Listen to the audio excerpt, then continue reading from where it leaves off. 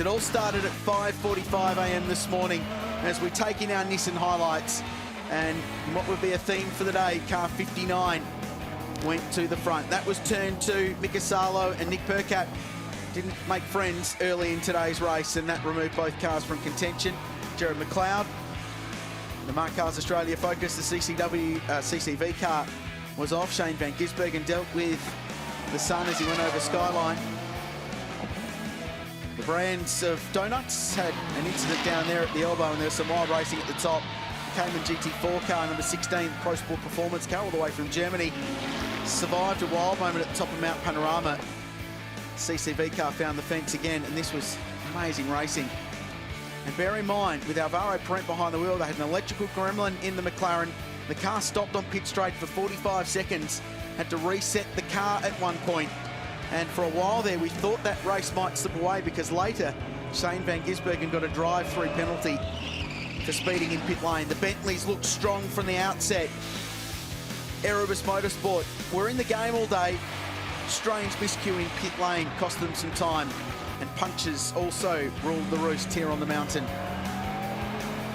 This was SVG with a spin in front. Luke Youlden behind the wheel of the JBS Racing Lamborghini. The locals are watching on.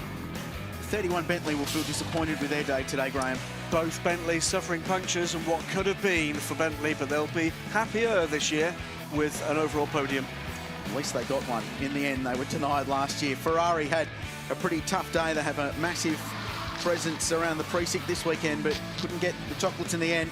Mark Sini's Audi crashed. This was controversial, dubbed a racing incident in the end, and that removed another contender, because that number 37 Darrell Lee McLaren was on the lead lap. And was leading the AMP class at that stage.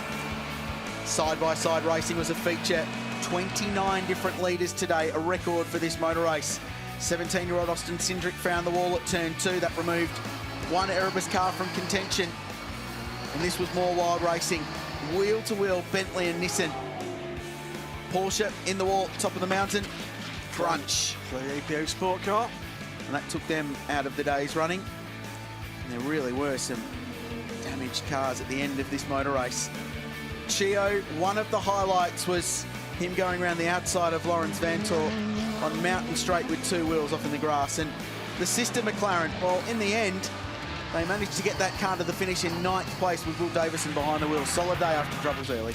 Absolutely, but the end of the race was all about Shane van Gisbergen fending off the ever closer tensions of the Nissan GTR. 1.2 seconds. What an astonishing finish again. Chio threw everything he could at Mount Panorama for the second time in 2 years.